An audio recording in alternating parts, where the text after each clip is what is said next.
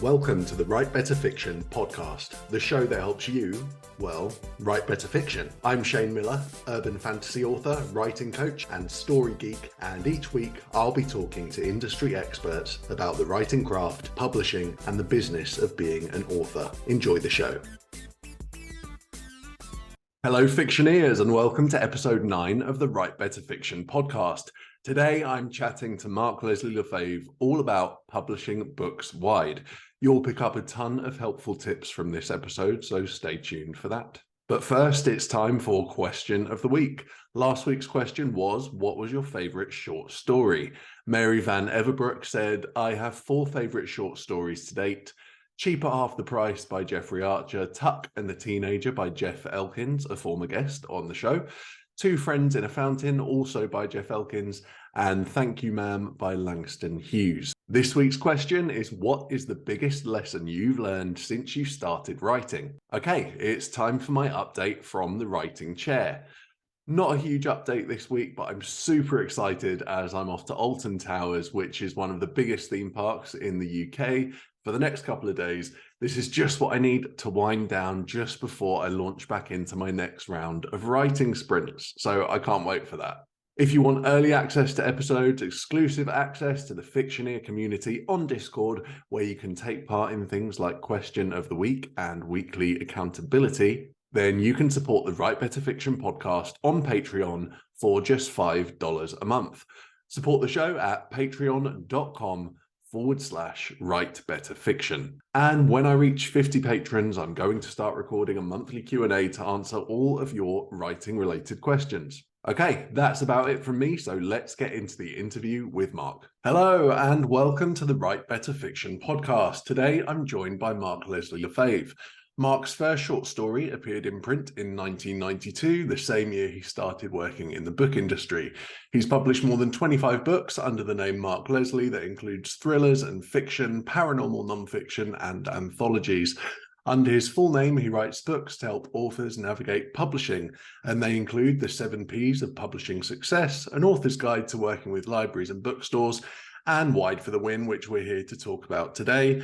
His industry expertise and experience includes being the president of the Canadian Booksellers Association, a board member of BookNet Canada, director of author relations and self-publishing for Rakuten Kobo, director of business development for Draft to Digital, and professional advisor for Sheridan College's Creative Writing and Publishing Honours Programme. Mark lives in Waterloo, Ontario. Hi, Mark. Welcome to the show.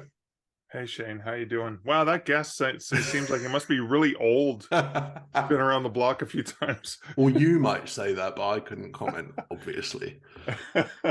Awesome. So tell us a bit about you then and how you got into writing. I know I covered some in your bio, but in your own words.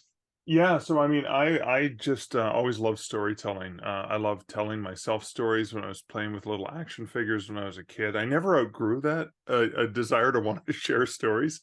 But what I did adapt into the process was the magic, as most writers discovered at one point in their life, of the permanence of putting words on paper, walking away, and someone else could approach that piece of paper or whatever the medium is now, and enjoy the story. You didn't have to be there live telling the story, and that's magic. That's power. That's time travel through story. And I it was cartoon stick figures when I was little, and it you know, as the cartoon bubbles began to fill up with more words, I just realized maybe artist isn't my thing. Maybe it's the words, it's the writing.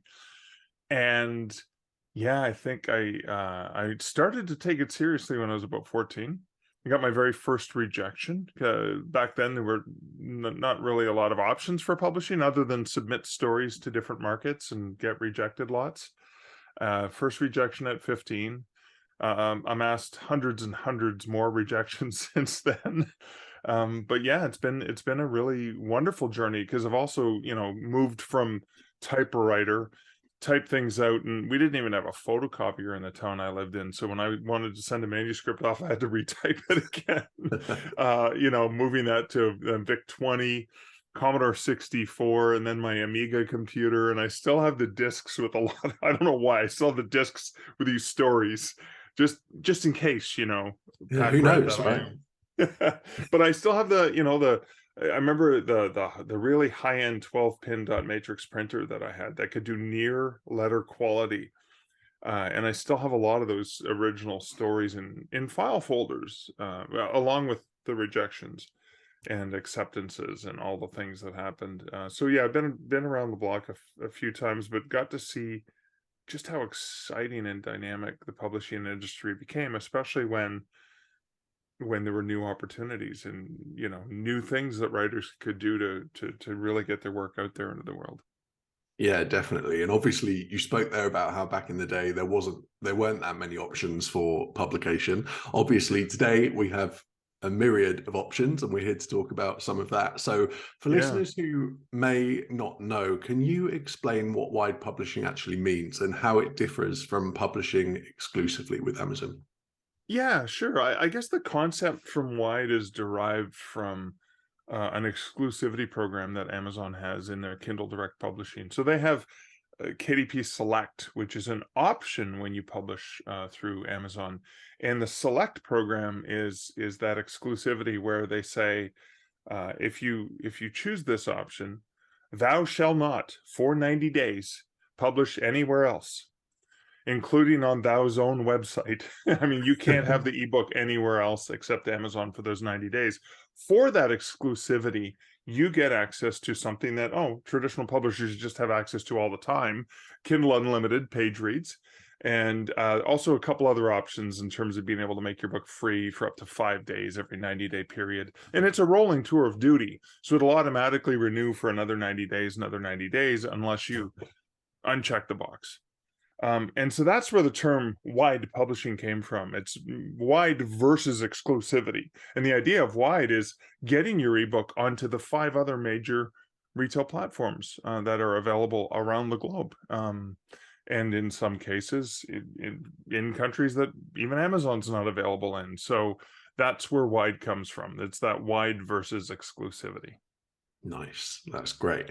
So in your experience, what are some of the mindset issues that authors have when it comes to wide publishing, and how do you recommend that people tackle them? Because I'm aware it can seem like a lot for some authors, right? Yeah. I think so. The biggest mindset issue that I find is, so Amazon's the world's biggest bookstore, right? That's a given, right? Especially in the UK and the US, well known, right? Mm-hmm. Probably 80% of the industry for indie authors, at least.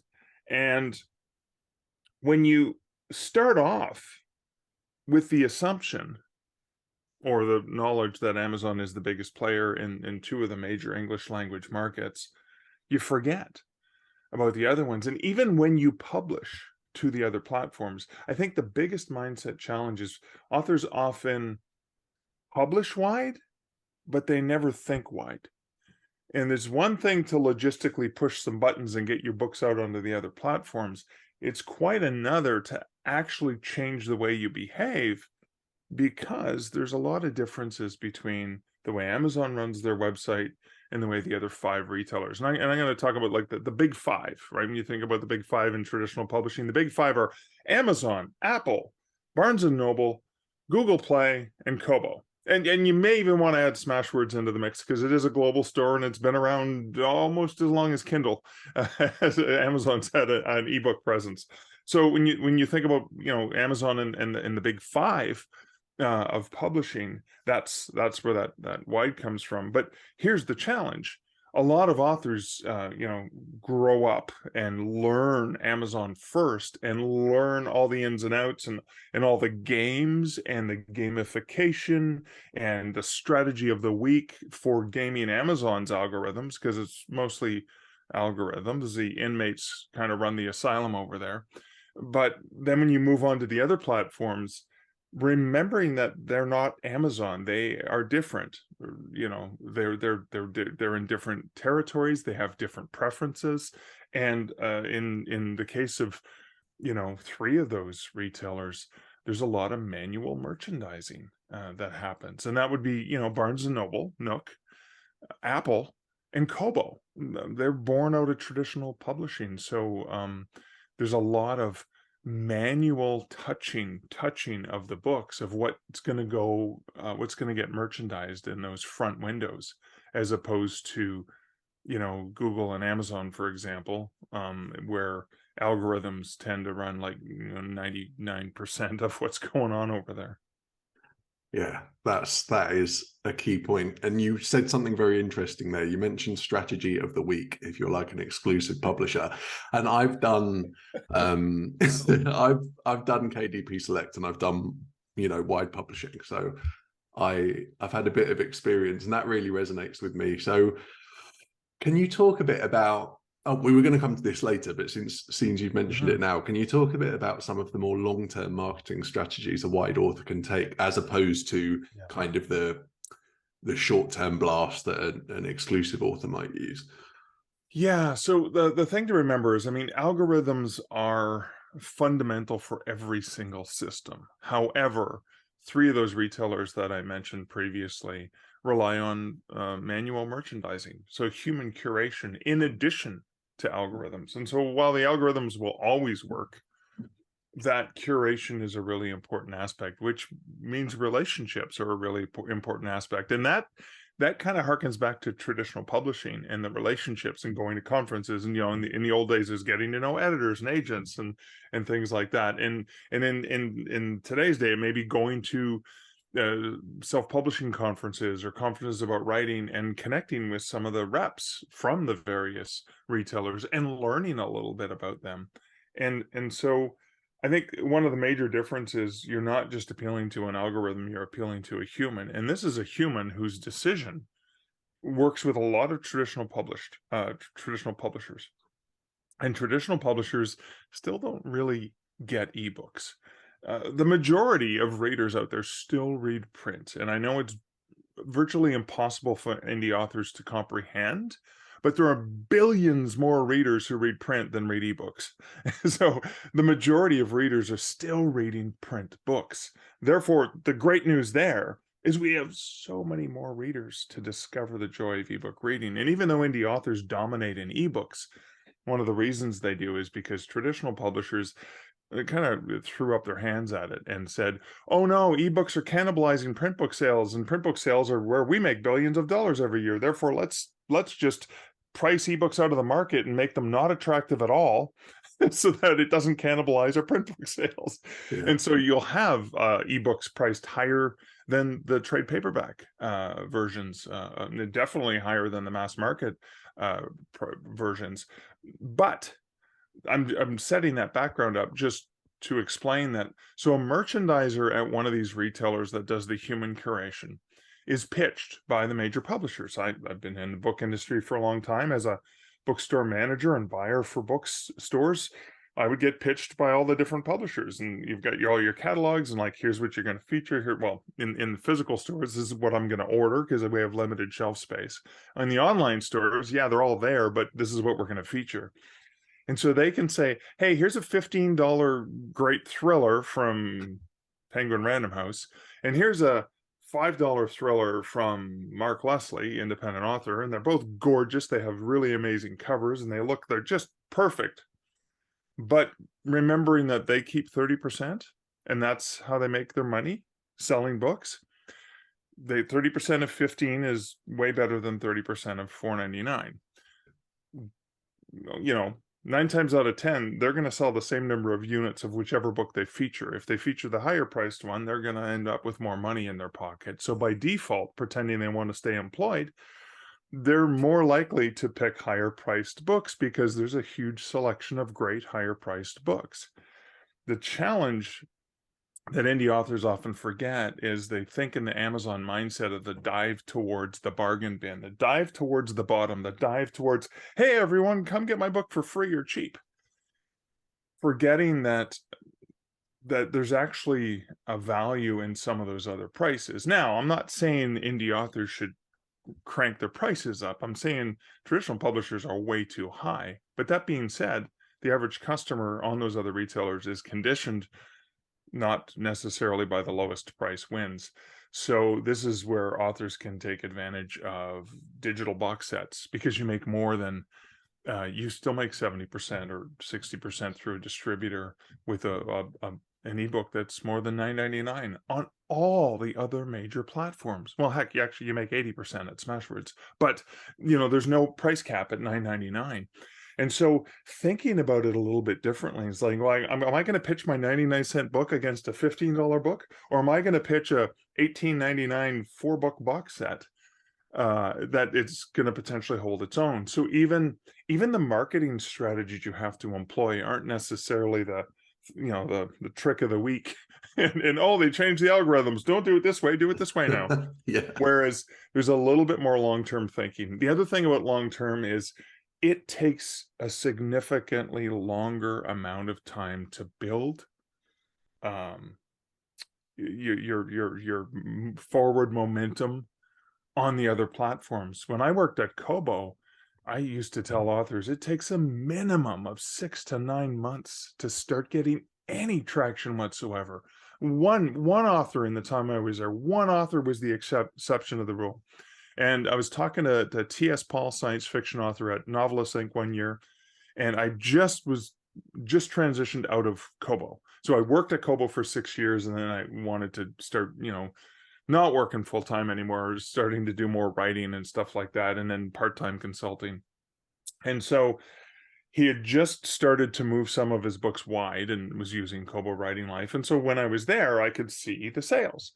Then the January, like a couple months later, I was no longer at Kobo, and he messaged me and said, "Oh my God, I'm selling like crazy on Kobo." And I'm like, "I don't believe you. You've only been there for 2 months. That's impossible. It never happens that soon."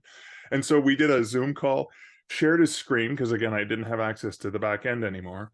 And I looked at his dashboard and I said, "Oh my Lord, what did you do?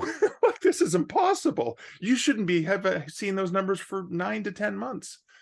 But he had a huge following, and the following was all people on Facebook. And so when he said, "Hey, I'm now available on this platform," there were enough of his followers that read on Kobo or knew what Kobo was, and it just blew my mind. So that's a long way of saying that, yes, there are exceptions. There are authors who do exceptionally well on Apple or Kobo or Google Play or Nook or wherever it is, and they may do really well right out of the gate.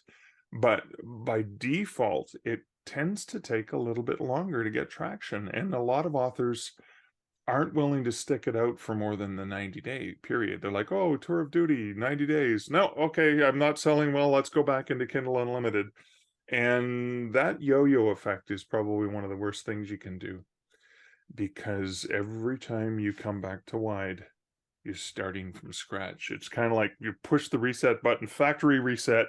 You got no reviews. You got maybe the reviews will come back, but the ranking, or what Kobo called it, was the temperature, the hotness of a book. The temperature of the book was completely ice cold, and you're starting from scratch, right?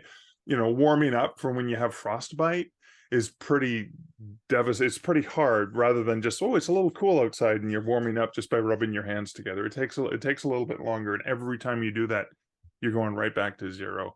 And that makes it more frustrating for authors too, right? Yeah, definitely. And again, you said something which made me think. You said it takes a while to gain traction with publishing wide, which I think when authors hear that, what they automatically think is, oh, that means I'm going to get more traction a lot quicker being in KU. And that's not necessarily the case either, is it? No, it's true. When I started in the industry, and I self-published, I had ebooks out in the wee early days of 2009, 2010. Like I had a Kindle account, a Smashwords account, I think in 2008 or 9 or something, and I was publishing then, and you could put any crap up. Yeah. And because it was 99 cents, and the very first ebook I bought was $30 on a Sony ebook reader. Joe Hill, I remember, it was the first ebook I bought. There was a sample of was it Heart-Shaped Box, I think, a collection of his short stories, and there was a sample story that was built into the Sony e-reader, and I'm like, "Oh, this is good, I'm gonna buy it." And I bought the thing it was $30 for an ebook.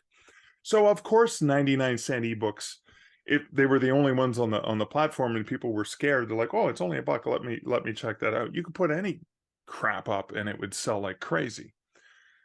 That's not necessarily the case on Amazon. Yes, it's easier. Amazon has millions and millions and millions of customers and is a dominant force. So it's probably easier to get some traction.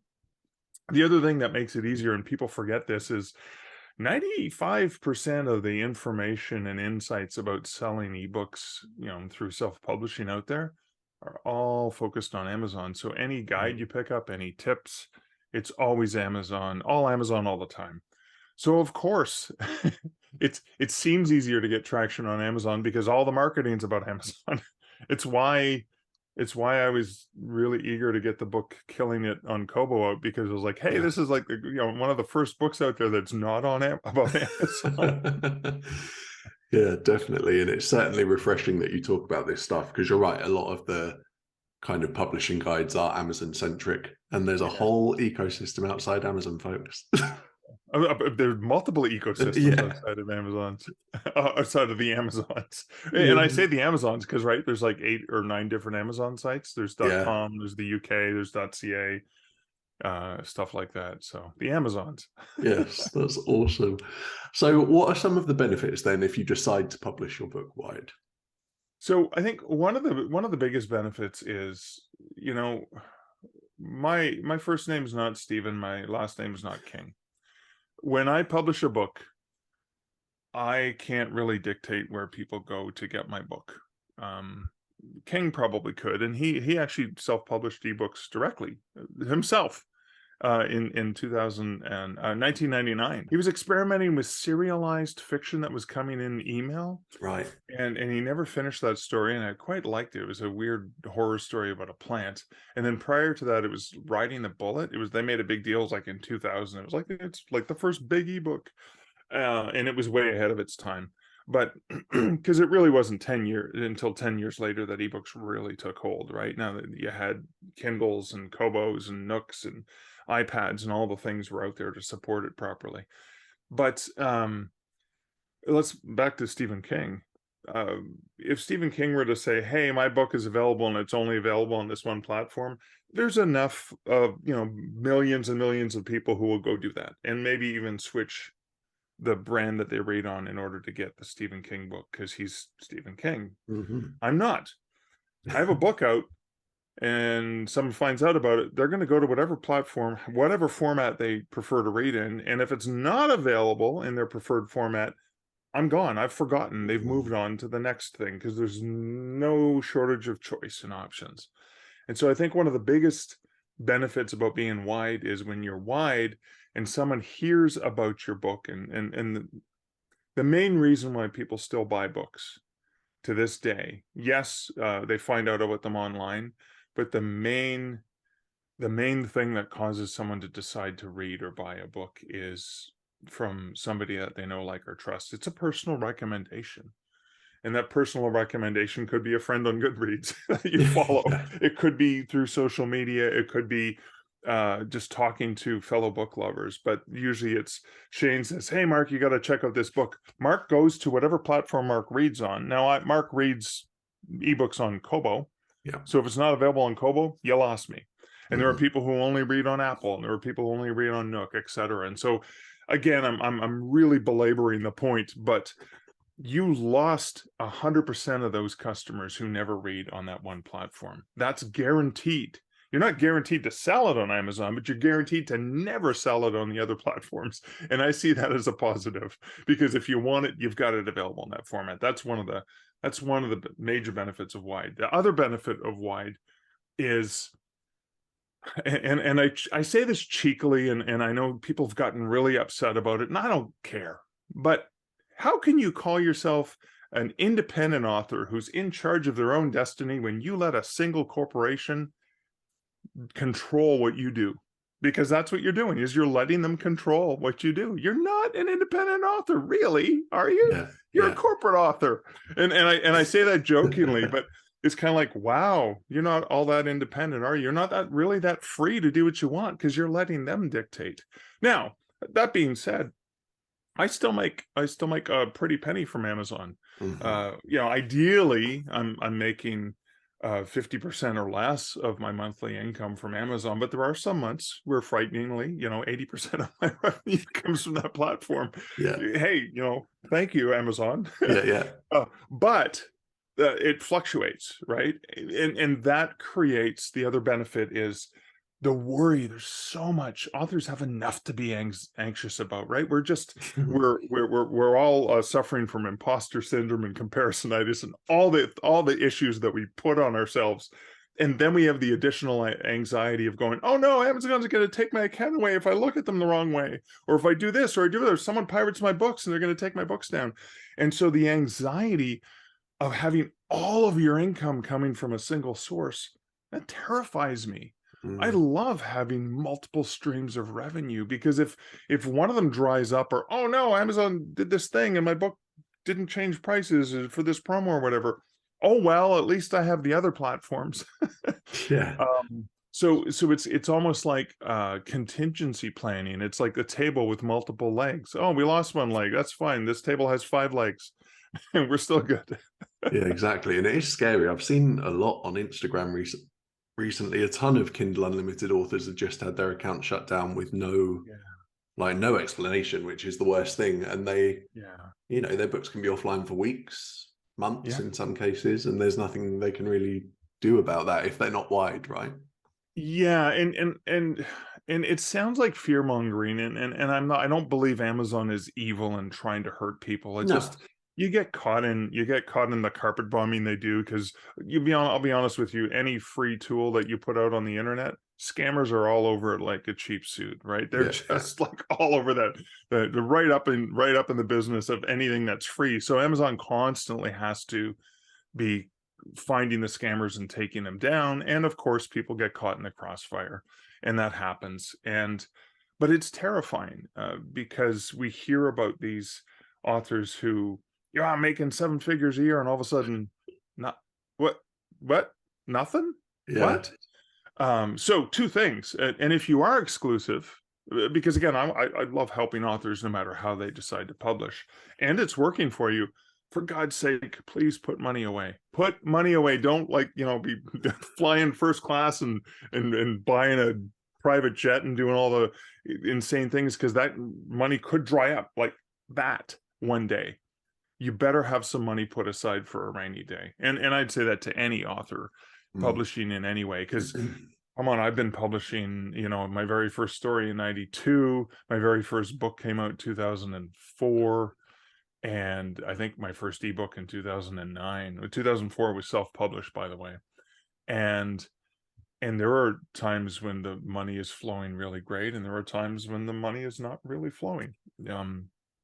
And so those rainy days are really important for writers. And that's the other part of Wide that I think is important, is not just thinking about Wide as Amazon versus everyone else, but thinking about what are the streams of revenue that I can make by recognizing the value of me as a storyteller and creator, and the IP I have to license or sell to people.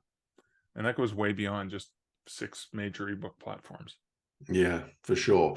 And I hadn't asked you a question about this, but you mentioned selling direct through your website and how you're not able to sell ebooks direct through your website if you're exclusive to Amazon. What are the benefits of going direct to your website in terms of the amount of Oh, profit you can earn? the main thing, like right up front, is margin, right? So you factor in the credit card costs and whatever, you're probably pocketing 95% as opposed to 70%, right? Which you're getting when you're publishing direct to most of the retailers. 95% right away, not 45 to 90 days later, right? Usually, like, for example, PayHip, I get the next day. It goes right into my bank account. Woohoo! I don't even have to do anything. It's just, hey, look, I got money in my bank account. Yeah. With BookFunnel, it's automated. I don't need to, go and manufacture an ebook and send it out to someone and package it up or whatever. So it's all automated. I make money while I sleep, and I make more money. That's a huge benefit. The other benefit is I know who my readers are.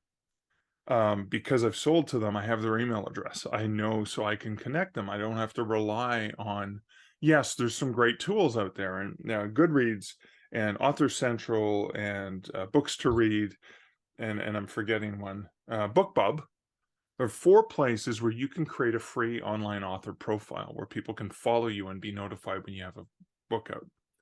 Cool. Why not have your own? Everyone should have their own author newsletter. Why not be able to say, hey, Shane, thanks for buying my book. Did you know I have another one out? Or, hey, I can offer you the next one for a significant discount. Yeah. Just click here to my website. Right. There's huge benefits there. Because regardless, Amazon cut my account down. Oh, well, I guess I'm going to have to sell to people direct and make 95%. Yeah. What a shame. Yeah. Okay, so in the interest of balance, we've spoken a lot about the benefits of wide publishing. Are there any drawbacks? And if so, what are they? And I'm aware I'm probably asking the wrong person this question, but we'll see what you say. No, that is a fantastic question, because I think it's really important and it's critical to understand the drawbacks of wide publishing, because it's not all, rainbows and sunshine and gumdrops and all the things.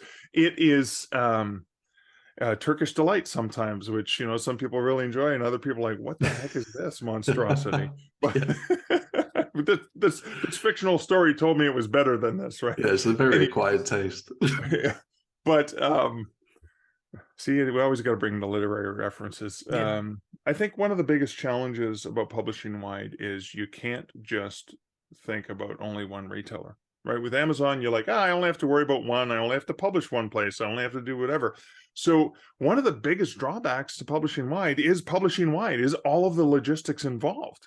And if I want to have a direct account with all the platforms, that may be a dozen different logins that I have to remember. And so when I'm doing a promotion, I got to do the promotion 12 times or half a dozen times or whatever the case may be. That's a huge drawback. The other drawback is that's a lot to learn. You're learning one language, selling ebooks on Amazon. Then you're learning the language of, well, how does Kobo do it? How does Apple do it? How does Barnes & Noble do it? How does Google do it? What are the similarities? What are the differences? What are the laws? There is a law that says you can't have, and the law is by the contracts that nobody reads, that we all sign, that says thou shalt not have a lower priced ebook on any other platform. If thou doth, I can't speak. If you do have a ebook price at lower price, we reserve the price. We reserve the right to price match that. Now, Amazon's the only one that's vigorous in that, but all of them have that clause in their contract, and that requires having to have the same price on your ebooks, not on print, not on audiobooks, but definitely on ebooks. And that's a huge drawback, because that's another worry. It's another concern. It's another work. The other thing is, being published wide forces you to have to think globally. It really does. You don't just think about your own local currency, or in the majority of cases, US dollars. You think about Canadian and pounds and euros and New Zealand and Australian dollars. And you think about, well, how do they merchandise these kinds of books? And what books do they prefer to merchandise? Is it scantily clad, like bare-chested men with like rippling abs? Is it, the Fabio covers, or is it a little bit more of the 50 Shades of Grey with an artifact on the cover? What are the trends and popularities? And the more retailers that you deal with, the more you have to learn that the world's not all the same. Could be scary for some people if you want to keep a closed mind. Come on. Yeah, that's true. Okay, so you mentioned logistics there, which draws me nicely into the next question. So I mentioned your role at Draft to Digital in your bio. So let's talk about aggregators. What's an aggregator, and how can you use one to make the mechanics of wide publishing easier? Yeah, sure. And obviously I'm going to have some positive biases towards Draft to Digital. So let's use Draft to Digital as an example, although there are numerous distributors and aggregators around the world. Some of the other ones, well, Smashwords is now part of the Draft Digital family, so that option for publishing is going to be going away by the end of 2023, where it's going to just be a store. And you've got Publish Drive and you've got StreetLib, or two of the other major distributors or aggregators. There are other ones out there. but they're not probably as functional or as well known, and maybe not as recommended. So you kind of have the three major distributors and then a whole bunch of other players who do different kinds of distribution. But an aggregator or distributor basically allows you the ability to create a login, an account, and use that one account to publish to multiple places. So as an example, Draft2Digital allows you to pick among of all the top retailers, everyone but Google Play. You can say, yes, I want it to publish here, like to Amazon, to Kobo, etc., or not select that. You still have the choice, right? And a good distributor gives you the choice. There are other distributors, Ingram Spark, that don't give you a choice. It's like the ebooks, like everywhere or nowhere. Yeah. Which is not, I don't think that's good. I think indie authors need to have control. That's why they're indie. They're independent. They want to have control. They want to be able to say, no, I want to publish direct to Amazon and go here, send it everywhere else. So ideally, a good distributor will allow you to choose yes or no to each platform for every book you publish, but also get to library markets as well. And then that way you can make the choice. So for example, in my own personal author journey, by default, I typically will publish direct to Amazon and KDP. I will typically publish direct to Kobo through Kobo Writing Life. And I will typically publish direct to Google Play because there's really no other logical, realistic, smart choice. And then I use Draft2Digital for everything else. So that's 4 accounts that gets me into pretty much every country around the world in numerous formats. That's what a distributor does. Other things, like sometimes they'll convert the ebook for free. So Draft2Digital, and the other thing I do, they'll convert my book for me from a Word document to an EPUB. They give it to me, I can download it, and I can upload that directly to Kobo and directly to Amazon, or sell it directly on my website, to load it to BookFunnel, all the things, which is cool. That's kind of fun.